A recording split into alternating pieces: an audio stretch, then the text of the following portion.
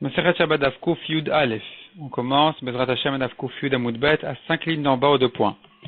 Yarkona Teren Beshicha ou Miakar. On a vu que la Gemara veut donner un remède pour la jaunisse.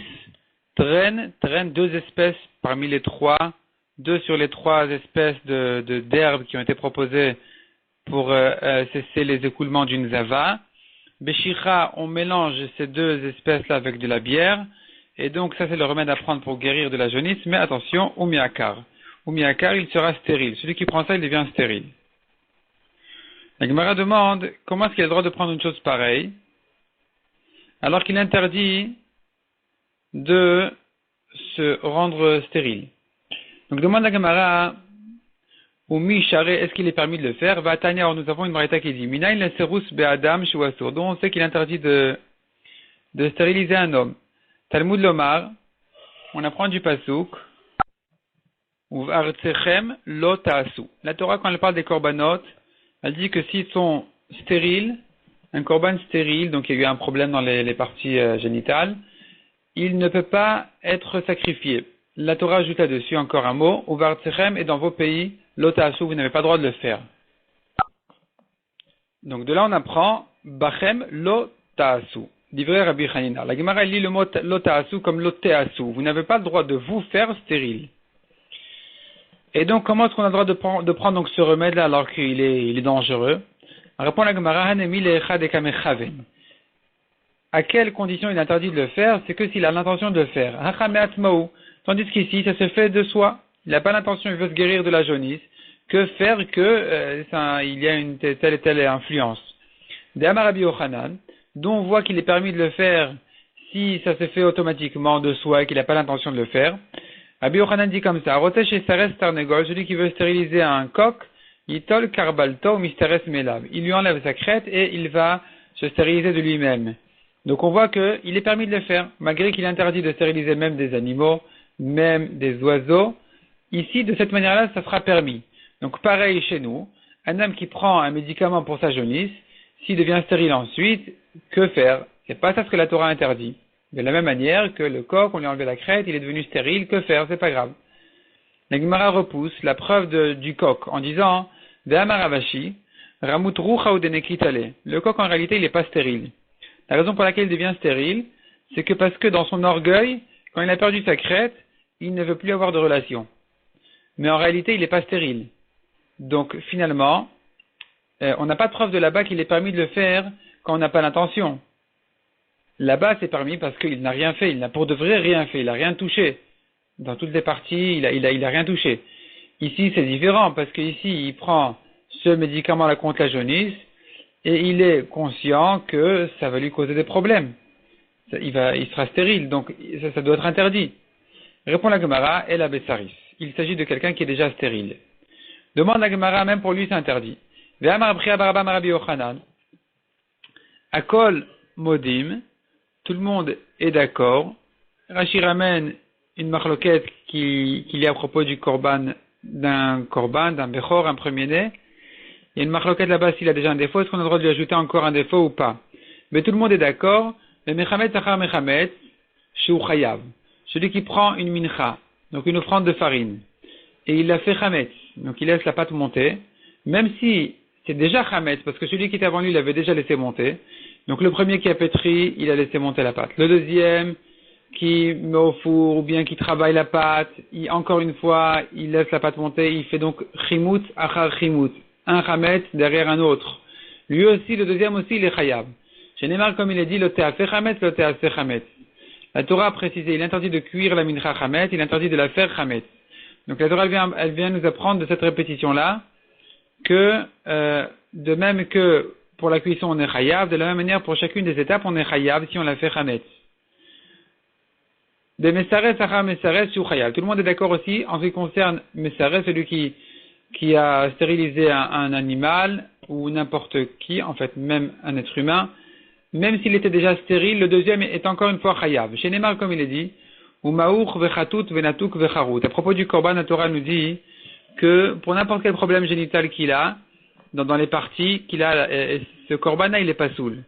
Donc le pasuk qui dit umaour, c'est-à-dire si ça a été écrasé, vechatut si ça a été broyé, Venatouk, ou si les parties ont été détachées, Vecharut, ça veut dire qu'elles ont été coupées complètement. Et dans toutes ces situations-là, le korban, il est pasoul. Et la question se pose sur ce pasuk, mais im al karut chayav al nituk le kol sheken, sachant qu'on apprend de ce pasuk qu'il est interdit de le faire aussi, comme on a dit, uvartechem le ta'asu. Donc non seulement le korban il est pasoul, mais il est interdit de faire toutes ces choses-là. Et la question devient ici, mais si pour l'étape précédente il était déjà chayav, im al karut chayav, karut c'est quand c'est détaché. Donc je me corrige. Natuk vecharut. Natuk, ça veut dire couper complètement, et karut, ça veut dire détacher, mais ça reste à l'intérieur, suspendu. Donc, imal karut chayav, si quand ça a été détaché, mais c'est resté à l'intérieur, il est chayav, al natuk le kol sheken, kalvachomer que s'il est coupé complètement, qu'il est chayav. Qu'est-ce que le pasuk vient nous ajouter ici? Et là, la vie notek achar koret shu chayav. Le pasuk vient nous dire que même si ça avait déjà été détaché, mais c'est resté suspendu à l'intérieur, quelqu'un est venu ensuite, il a coupé complètement ses parties, le deuxième, il est chayav. Donc, ne me dis pas que le stérile a le droit de se stériliser en prenant ce remède-là, en prenant ce médicament. On voit bien ici que c'est interdit.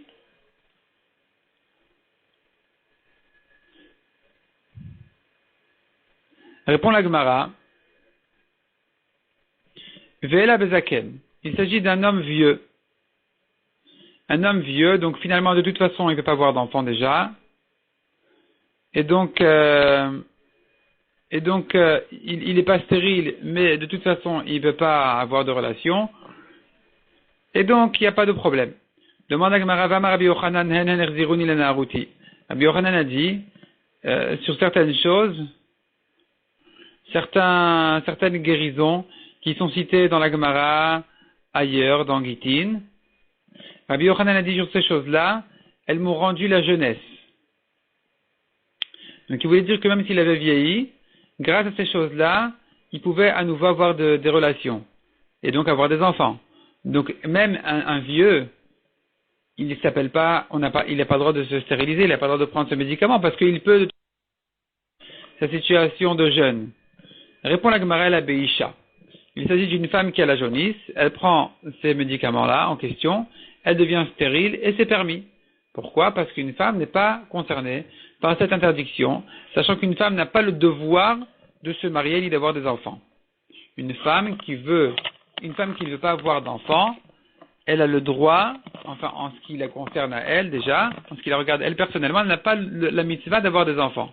Maintenant effectivement, elle est soumise à son mari qui a la mitzvah, mais si elle ne veut pas se marier par exemple, elle n'a pas d'obligation minatora de se marier. C'est plutôt une question de tzniout, mais elle n'est pas obligée de le faire. Ou le Rabbi Yochanan ben Broka de Hamar demande la Gemara. Selon Rabbi Yochanan ben Broka qui n'est pas d'accord avec ce qu'on vient de dire.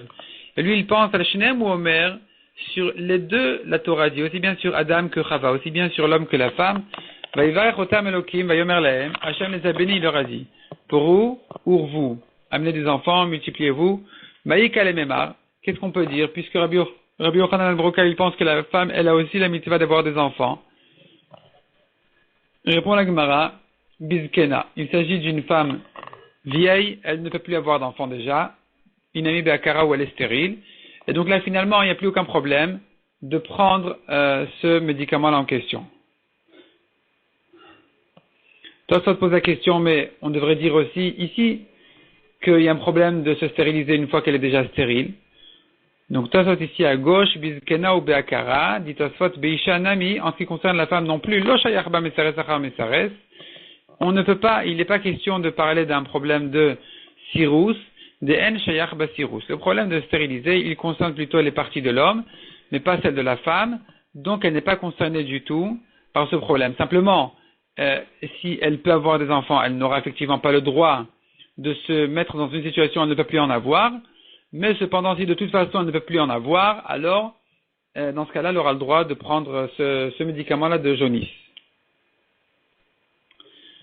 Voyons la Mishnah suivante. Donc, on continue à traiter les questions de guérison pendant Shabbat. Achoshach beshinab, celui qui a mal aux dents. Lo yegamea behen et achomet. Il ne peut pas prendre du vinaigre pour calmer son mal de dents. Aval metabalou kedarko, mais il peut tremper son pain dans le vinaigre par exemple.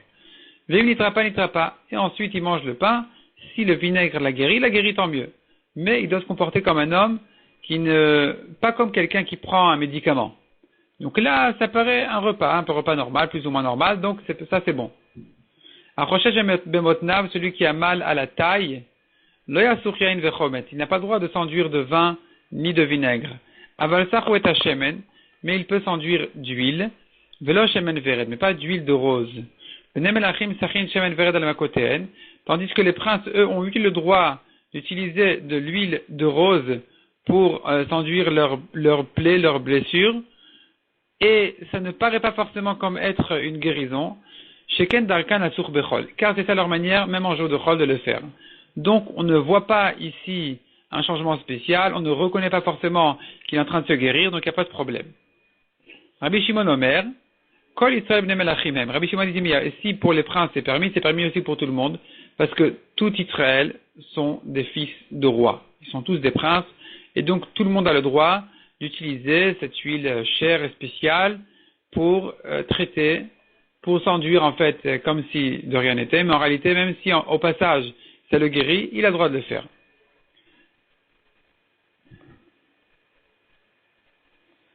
Demande à Gemara. Ramile Ravacha Aricha Dehu Ravacha Bar Papa le Rabbi Avaou. Ravacha Aricha, le grand Ravacha, qui est lui-même Ravacha Bar Papa, a posé une contradiction à Rabbi Avaou.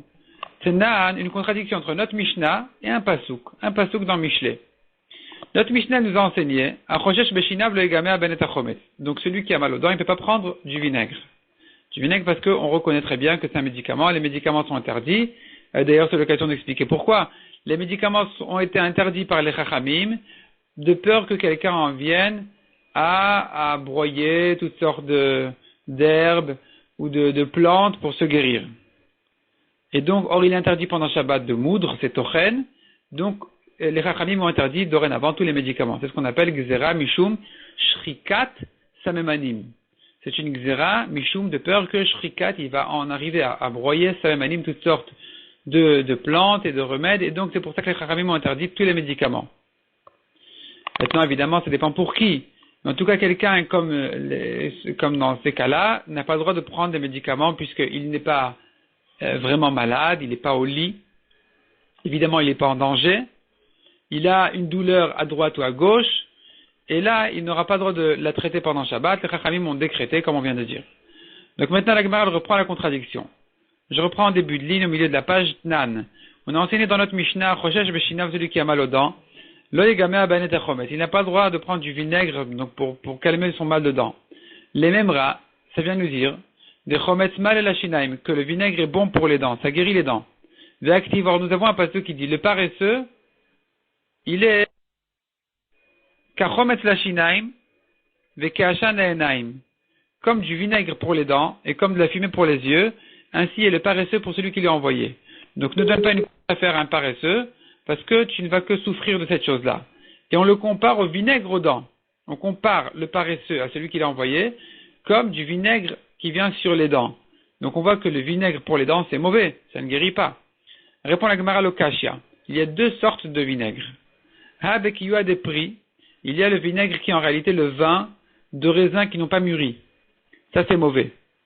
Habechala, il y a par contre un vin qui a tourné, ça c'est du vinaigre qui est bon pour les dents. Veiba itema, deuxième réponse. Habechala, les deux enseignements parlent du vinaigre, du même vinaigre. Hadi kamaka de lekamaka. Ça dépend si ça vient sur une plaie ou pas. Ikamaka masi. S'il y a une plaie, ça guérit. Lekamaka marpe. Mais s'il n'y a pas de plaie, alors au contraire, ça ramollit ses gencives, ses dents, c'est mauvais. On a vu encore dans la Mishnah, il n'a pas le droit de prendre donc dans sa bouche, de remplir sa bouche de vinaigre pour guérir ses dents. Demande à Gemara Vatania le Egamea ou Polette. Il n'a pas le droit de rentrer de vinaigre dans sa bouche pour ensuite le rejeter. Aval Megamea ou Bolam, il a le droit de le prendre et de l'avaler. Amar Abaye répond à la Gemara, Kitnana Mimatniti, notre Mishnah de quoi elle parle effectivement, Megamea ou Polette. Ce que la Mishnah interdit chez nous, c'est que s'il rejette le vinaigre ensuite. Mais s'il l'avale, c'est bon. Donc Megamea ou Polette Nan. C'est ça ce que la Mishnah a voulu dire.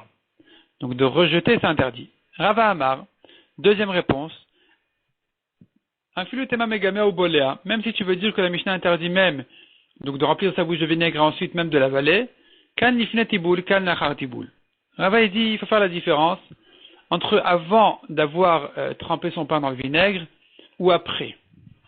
Si c'est avant, c'est permis. Il est permis donc de prendre du vinaigre et de l'avaler. Si ensuite il trempe son pain dedans, il continue à manger. Parce que de cette manière-là, les gens vont croire, ils vont voir ça comme si ça faisait partie de ton repas. La première fois aussi, ça faisait partie de ton repas, donc c'est permis.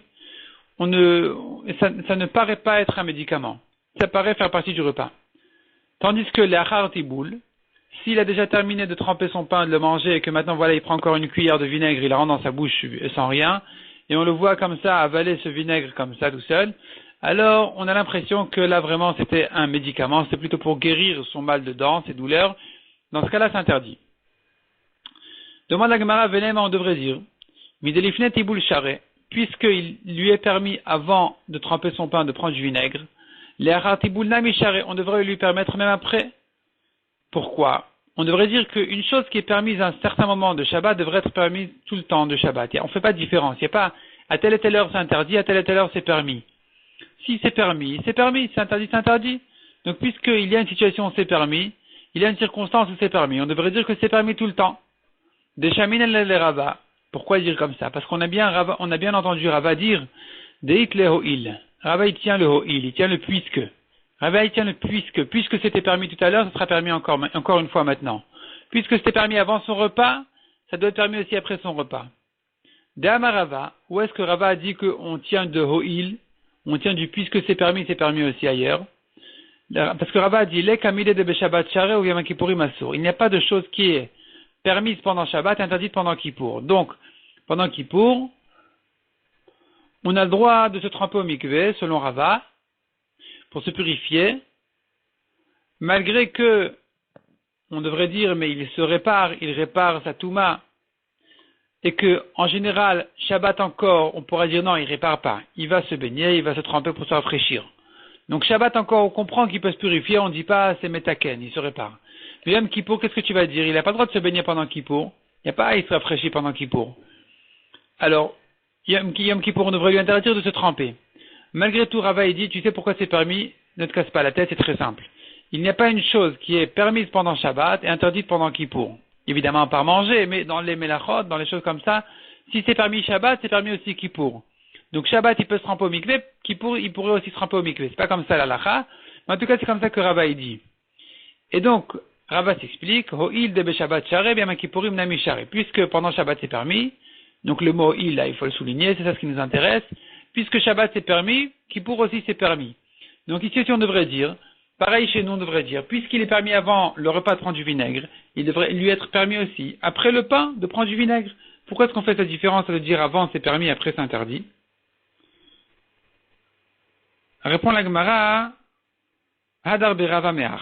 Rava a changé d'avis. Rava a changé d'avis, il est revenu sur ses paroles qu'il avait dit là-bas. Donc finalement, Rava il est d'accord avec Abaye que la réponse à la contradiction entre notre Mishnah et la Braïta, à savoir est-ce qu'il a le droit de prendre du vinaigre ou pas, elle est plutôt comme Abaye qui a dit il a le droit d'avaler mais pas de rejeter, mais pas comme ce que Rava avait dit au début, qu'il a le droit avant le repas mais pas après. Ça c'est une différence qu'on ne peut pas faire, selon Rava, comme on a dit. Rava il tient du ho'il, donc on ne peut pas faire cette différence. S'il lui était permis avant le repas de prendre et d'avaler, ça doit être permis aussi après le repas, donc de prendre le vinaigre et avaler. Donc c'est permis. La seule chose qui est interdite, ce que la Mishnah nous interdit, c'est plutôt de rejeter le vinaigre de la bouche. Et donc Rava a changé d'avis. La Gemara demande, mais si tu as une contradiction dans Rava, d'où tu sais qu'il a regretté cette halakha et pas l'autre? Mimai de mehach hadarbe. D'où on sait que c'est ça ce qui c'est-à-dire son enseignement où il a fait la différence entre l'avant le repas et après le repas, c'est ça qu'il a changé. Dilma mehai hadarbe. Peut-être que Rava, il a regretté son ho'il. Peut-être que Rava il tient toujours. On fait la différence entre avant le repas et après le repas. Ce que Rava ne pense plus aujourd'hui, c'est de faire ho'il. De dire ho'il. Donc finalement, aujourd'hui, Rava il tient que on pourrait, oui, faire des différences entre un moment et un autre pendant Shabbat, entre Shabbat et Kippour aussi, par exemple. Répond la Gemara Losal Kadatar. Non, ça c'est pas possible, ne pense pas comme ça. Détaillez, car nous avons une braïta qui dit Kol chayvet vilot tovlin kedarkan. Tout celui qui a un chiyuv tvila, qui a le devoir de se tremper, il peut se tremper Kedarkan, comme d'habitude, Ben Vetisha B'Av, Ben Yom Kippourim. Même aussi bien Tisha B'Av que Yom Kippour. Donc malgré que de se baigner il est interdit, de se tremper selon cette braïta, il est permis, selon la lacha c'est interdit, parce qu'aujourd'hui on n'a pas de Tevilat Mitzvah, on n'a pas ce devoir là de se purifier à une date très précise. En tout cas c'est pas comme ça la lacha, mais selon cette braïta là, alors il est permis de se tremper Tisha B'Av et Kippour. Donc finalement Rava ne doit pas changer d'avis de cette halakha. Rava doit lui tenir que Kippour, comme Shabbat, c'est permis de se tremper au mikveh. Donc la seule chose que Rava pourra changer, c'est ce qu'il avait fait comme différence entre avant le repas et après le repas. On ne fait pas cette différence, de même qu'on ne fait pas de différence entre Shabbat et Kippour. Donc la réponse à la contradiction sera plutôt que ça dépend s'il avale le vinaigre ou s'il le rejette. Avaler c'est permis et rejeter, recracher c'est interdit. On continue dans la Gemara. Celui qui a mal à la taille, il peut mettre, donc on a vu, il ne peut pas mettre du vin ni du vinaigre, mais oui de l'huile. Amar Rabbi Abba bar Zavda Marav, Alakha ki Rabbi Shimon. Donc Rav dit ici, Alakha ki Rabbi Shimon, qui a dit que tout Israël peuvent prendre de l'huile de rose. Demande la Gemara, le même Rav de Rav que Rabbi Shimon Tivirale. Est-ce que ça veut dire est-ce qu'on voit ici qu'effectivement Rav pense en général comme Rabbi Shimon dans les coulottes de Shabbat? Est-ce que Rav tient comme Rabbi Shimon pour la Kula en ce qui concerne la Chod de Shabbat? Ve'amar Rav Shimi bar Chiya mishmei de Rav. Pourtant Rav Shimi a dit au nom de Rav, Haï mesukaria de Nazaïta. Mesukaria de Nazaïta, c'est ce qui bouche. Donc il a un robinet dans le tonneau, et le trou du tonneau il est jamais aussi précis que le robinet. Il y aura toujours un petit peu de fente entre le tonneau et le robinet. Et donc, il y a une fuite là-bas, il faut la boucher avec un tissu. Donc, ce tissu-là, on l'appelle masukaria, il bouche des nazaïta, le robinet du tonneau. Et ça, a dit Rav, asur la douka beyomataba. Il interdit pendant Yom Tov ou Shabbat de le serrer là-bas. Donc, ça va pas comme Rabbi Shimon. Parce que Rabbi Shimon, il pense d'abord shelo mitkaven, celui qui fait une melacha sans avoir l'intention, c'est permis pendant Shabbat. Or ici, Rav a interdit de le faire. Donc, il pense pas comme Rabbi Shimon. Donc, comment dire que Rav tient chez nous, comme Rabbi Shimon, pour la Kula, de permettre de prendre de l'huile de rose? Répond la Gemara, Be'aï a fait le Rabbi Shimon modé. Ici, même Rabbi Shimon est d'accord qu'il interdit de presser, de serrer là-bas le tissu en question pour boucher le trou. De Abaye verava d'amre tarvayou, car Abaye et Rava, les deux ont dit, modé Rabbi Shimon le psik rechev le hamout. Rabbi Shimon est d'accord que dans un cas où il coupe la tête, il dit non, mais je pensais que couper la tête, je pensais vraiment pas le tuer. Donc là, on va lui dire, Psikreché, il va lui couper sa tête, il va pas mourir. Ça, même Rabbi Shimon est d'accord que dans un cas où la melacha, elle sera faite, certainement, sans doute, là, il est interdit pendant Shabbat. C'est interdit. Donc ici, quand Rav a interdit de presser le tissu dans le trou, parce que la melacha, elle sera faite, il y aura du vin de presser de ce tissu-là.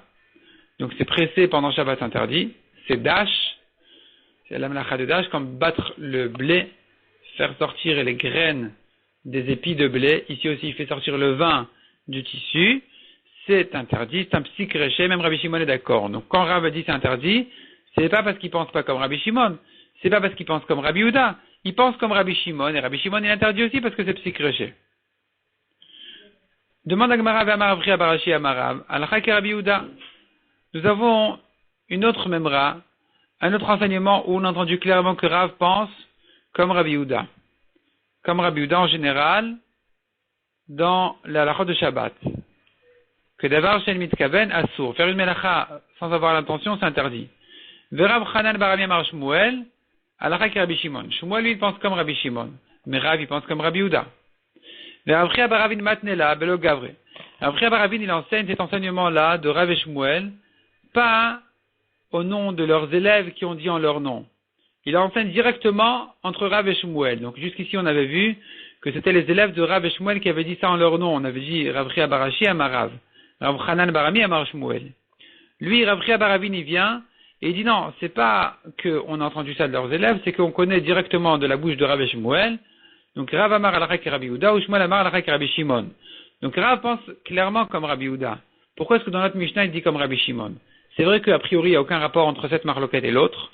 C'est vrai que la discussion à savoir est-ce que d'avoir chez le mitkaven moutar ou assour n'a strictement rien à voir avec la discussion de notre Mishnah, à savoir est-ce qu'on permet à n'importe qui d'utiliser de l'huile de rose ou pas. Mais la Gemara, elle voit quand même au fond un rapport. Est-ce que Rav a tendance plutôt à retrouver la Kula de Rabbi Shimon en général dans la halachot de Shabbat ou pas? Et là c'est là où sort la contradiction, c'est que Rav en général il a plutôt tendance à dire comme Rabbi Yehuda. Donc de prendre la Khumra, pourquoi est-ce que dans notre Mishnah il prend la Kula comme Rabbi Shimon? Répond la Gemara et la Marava. Ani ve'ari shebachavura, moi et le lion du groupe. Donc c'est le fort du Beth Midrash, de la Yeshiva, Targimna. On a interprété ce problème-là, cet enseignement de Rav. Umanu, et qui est-il ce lion? Rabbi Abaravin. C'est Rabbi Abaravin lui-même qui a dit cette marloquette de Rav et Shmuel. D'ailleurs, lui aussi, par hasard en fait, dit Rava, il a trouvé une interprétation dans cet enseignement de Rav qui a dit la halakha chez nous elle est comme Rabbi Shimon, que n'importe qui peut s'enduire avec de l'huile de rose. Donc, comment comprendre cette chose-là? Halakha ki Rabbi Shimon velav mitame. La halakha elle est comme Rabbi Shimon, mais pas pour sa raison. Point. La Gemara essaie à comprendre de quoi il s'agit. Maya halakha ki Rabbi Shimon velav mitame. Qu'est-ce que ça veut dire que la halakha elle est comme Rabbi Shimon, mais pas comme sa raison? Il est halakha ki Rabbi Shimon décharé. Si tu veux dire que la halakha elle est comme Rabbi Shimon qui permet à n'importe qui d'utiliser de l'huile de rose pour se nettoyer ses blessures à la taille. Mais, velav mitame, mais pas comme la raison de Rabbi Shimon. Leilu Rabbi Shimon savar masé. Que Rabbi Shimon, lui, il pense que ça guérit. Verav savar lo masi. Mais Rav, lui, pense que c'est permis. Tu sais pourquoi? Parce que ça ne guérit pas, tout simplement. Donc, c'est de l'huile. Donc, c'est de l'huile. Les gens avaient l'habitude de s'enduire d'huile. Et il n'y a strictement aucun rapport avec une guérison, donc il n'y a aucun problème. Demande à Gemara, ça va, Rav le Massi, est-ce que Rav pense vraiment que ça ne guérit pas?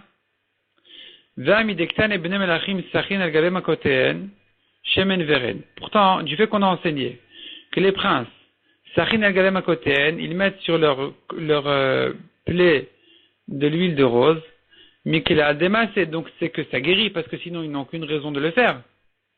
Donc, il est clair, dans la Mishnah, on voit que tous les Tanaïm sont bien d'accord que ça guérit. Donc, c'est pas ici la discussion entre Rav et Rabbi Shimon. Et là, dit la Gemara, halakha ki Rabbi Shimon décharé. Donc, l'halakha est comme Rabbi Shimon qui permet, dit Rav, velav mitame, mais pas pour sa raison de Rabbi Shimon. Et le Rabbi Shimon savar, Rabbi Shimon, lui, il permet, il pense à falgav de l'oshriach charé. Même si c'est pas fréquent, on n'a pas tellement dans la ville d'huile de rose, donc ça coûte cher, c'est que les riches qui l'utilisent. Et celui qui le prend, certainement, c'est qu'il est malade et qu'il a un problème et qu'il le prend pour se guérir. Donc ça devrait être une raison d'interdire. Malgré tout, Rabbi Shimon permet parce qu'il dit tout Israël sont des princes. Verav Savar, Rav pense que non. Ishriach in, si c'est fréquent, oui. Velo shriach lo. Si on ne trouve pas vraiment cette huile-là, ça sera interdit. Parce que Rav ne pense pas comme Rabbi Shimon que tout Israël sont des princes et que c'est une raison de permettre à n'importe qui d'utiliser cette huile-là. Non, puisque aujourd'hui ça paraît être une guérison, que tout le monde sait que cet homme-là c'est un grand pauvre, et donc il ne se serait jamais permis d'utiliser cette huile si ce n'est que pour se guérir. Donc selon Rav, ça devrait être interdit, pas comme Rabbi Shimon qui l'a permis. Simplement la raison pour laquelle Rav a permis, c'est tout simplement ou Beatra de Rav, Shriach Mishra de Varda.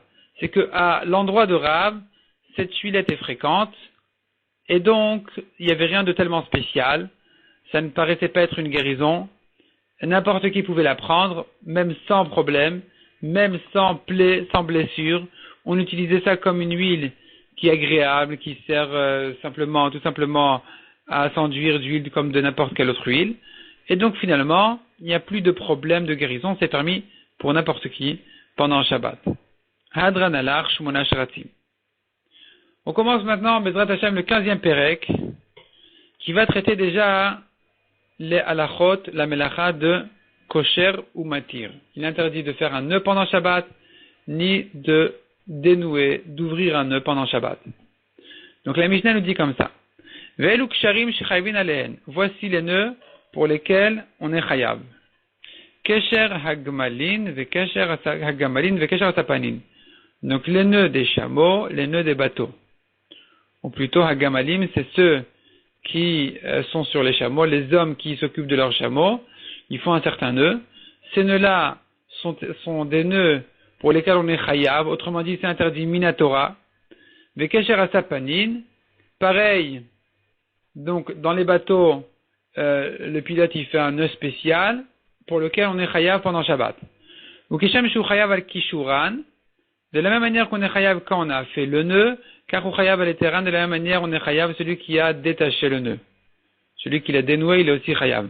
Rabbi Meir Omer, kol kesher shu yachol atiro b'achat miyadav, si le nœud dit Rabbi Meir n'est pas si serré que ça, on peut le dénouer en une main, en chayavin alav, on n'est pas chayav dessus. Demande à Gemara, maï kesher agamalin ve kesher asapin. De quel nœud il s'agit des nœuds des chameaux et les nœuds des bateaux, de quoi il s'agit exactement? Donc, maï kesher agamalin ve kesher asapanin. Il est ma katra des quatre bismama, ve katra des quatre bistrida. Donc ici, il faut introduire de quoi exactement, de quelle manière, comment on faisait ces nœuds, à quoi ça servait, de quoi ça avait l'air exactement. Donc Rashi nous explique qu'il y avait en réalité un premier nœud, comme un anneau. On prenait une ficelle, une corde, et on faisait un nœud au bateau. Sur lui-même, un petit nœud. Un petit nœud pour le bateau, ou bien, pareil, dans le nez du chameau. Ensuite, on attachait à cet anneau-là, donc deux nœuds, à cette première corde, on attachait à ça encore une autre ficelle pour tirer le chameau, pour attacher le bateau au port. Donc, de quel nœud il s'agit ici? Du nœud de la grande ficelle, ou du premier nœud qui est vraiment sur le bateau et sur le chameau? Donc, la Gemara demande ici, Maï kesher agamalin ve kesher asapanin. Je reprends. Il est ma katra des quatre, si c'est le nœud des quatre qu'on attache bismama, dans l'anneau en quelque sorte qui est dans le nez du chameau, les quatre des quatre, ou bien le nœud qu'on attache, donc c'est la grande ficelle qui est attachée bistrida au premier nœud qui est au bateau. Hay kesher sheno shel kayamau, demande à Gemara pourquoi est-ce qu'on est chayav dessus. C'est pourtant un nœud qui n'est pas un nœud définitif. Ici la Gemara nous donne déjà une définition. Pour être chayav, il faut que ce soit un nœud définitif. Il faut que ce soit un kesher shel kayama. Il faut que le nœud il tienne vraiment longtemps. Ça c'est le nœud pour lequel on est chayav pendant Shabbat.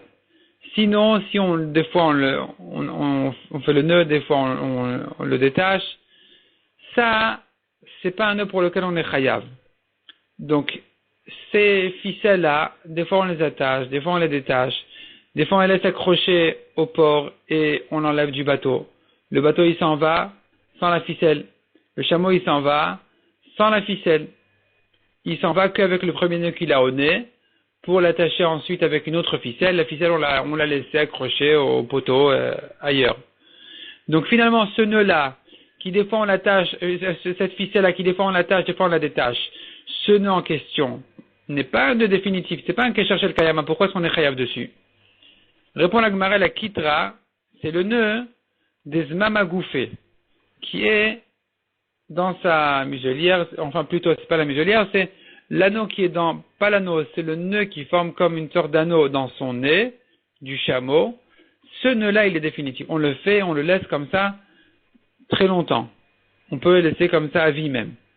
Vedeistridagufa. Et pareil pour le bateau, le nœud qui reste toujours attaché au bateau, sur lequel on attache ensuite un ruban, une ficelle, une corde, bien ce premier nœud-là qui est attaché au bateau, qui est lui un nœud shel kayama définitif, sur ce nœud-là on est chayav pendant Shabbat. Rabbi Meir Omer, kol kesher v'chulei. Rabbi Meir dit n'importe quel nœud qui peut être dénoué avec une seule main, on n'est pas tour. Bay ravach devoy, achoy de Mar Acha. Ravach devoy, le frère de Mar Acha, a posé la question. Aniva le Rabbi Meir, Maou. Qu'est-ce que Rabbi Meir pense d'un nœud qui peut être détaché facilement, non pas parce qu'il n'est pas attaché très fort, mais parce que c'est un nœud aniva, c'est-à-dire c'est un nœud qui est fait avec des boucles qui peuvent se tirer, se détacher. Donc c'est qu'une sorte de boucle, mais finalement en tirant, on peut lui détacher. Qu'est-ce que dira ici Rabbi Meir? Donc, le Rabbi Meir Maou. Est-ce que Tameh de Rabbi Meir, est-ce qu'on dit que la raison de Rabbi Meir elle est Mishum Diachol Atiro Bachat Miyadavu? Car Rabbi Meir qui a dit on peut dénouer avec une main, c'est ça la raison de le rendre patour. Ve'anami Achol. L'Atiro, or ici aussi, il peut le dénouer avec une main, donc on devrait dire que non, on n'est pas chayav dessus. Odil Maou, peut-être que non, Tameh de Rabbi Meir Mishum de l'Omiadak. La raison de Rabbi Meir, c'est que parce qu'un nœud qui n'est pas vraiment serré, on peut le détacher avec une seule main, on n'est pas tour dessus. Ve'amiadak, or ici, la aniva en question, donc le nœud de boucle en question, qui est 8 serré, alors peut-être que selon Rabbi Meir, on sera à 8 chayav pour ce nœud-là, même si on peut le il tire un bout avec une main et tout se défait. Tout le nœud il se dénoue. Donc même pour ça, Rabbi Meir va rendre chayav parce que c'est serré, donc entre-temps, il y a 8 nœuds de fait. Tel coup, la Gemara reste là-dessus en Safek. Mishnah suivante. Yesh lecha ksharin. On va arriver au lacet dans cette Mishnah-là. Donc, yesh lecha ksharin she'en chayavin alen. Tu as des nœuds pour lesquels on n'est pas chayav. Kekesher gamalin ou kekesher asapanin. Les nœuds qui ressemblent aux nœuds qu'on fait au chameau, les nœuds qui ressemblent aux nœuds que le pilote fait au bateau. La Gemara va expliquer qu'est-ce que ça veut dire qu'ils ressemblent. En quoi ils ressemblent. Kosher et Isha, Mafter Chaluka, une femme a le droit d'attacher les fils qui ferment sa tunique, Mechoude Svacha, ou bien son foulard. Svacha, c'est une sorte de foulard qu'elle portait à sa tête, Veshel Psikia, ou de sa ceinture, Rutzot Minal Vesandal, et les lacets de ses chaussures et de ses sandales. Venadot Yain Vashemen, et on a le droit d'attacher aussi les nodot Yain Vashemen, donc ce sont une outre de vin ou d'huile, donc on pliait, on attachait, ça s'ouvrait toujours, à chaque fois qu'on l'utilisait, on ouvrait le nœud, et ensuite on refaisait un nœud, donc c'est pas un nœud sérieux, il est là pour l'ouvrir et le fermer sans arrêt, donc c'est permis tout ça. Donc des Rachel Bassar, pareil, une marmite de viande, des fois on l'enveloppe d'un vêtement, et on l'attache, mais on le détache ensuite, donc c'est pas un vrai nœud, et il est permis pendant Shabbat de le faire et de le défaire. Rabbi Eliezer ben Yaakov Omer, Koshri nifna behema, bishvil shelotetse. Rabbi Eliezer ben Yaakov, lui, il dit, on a le droit d'attacher une ficelle devant l'animal, pour ne pas qu'il sorte. Donc de faire un nœud devant la vache pour ne pas qu'elle se sauve. On verra dans la Gemara de quel nœud exactement il s'agit. Avant ça, la Gemara reprend la première phrase de la Mishnah.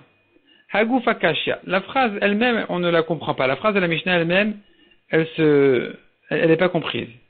Amar Tiyesh Ksharin, Shen Chayavin Alen. Tu as dit d'une part, il y a des nœuds pour lesquels on n'est pas chayav. Kekesher Agamalin ou Kekesher Asapanim, comme les nœuds qu'on fait au chameau, qu'on fait au bateau. Chiyuva ou Deleka.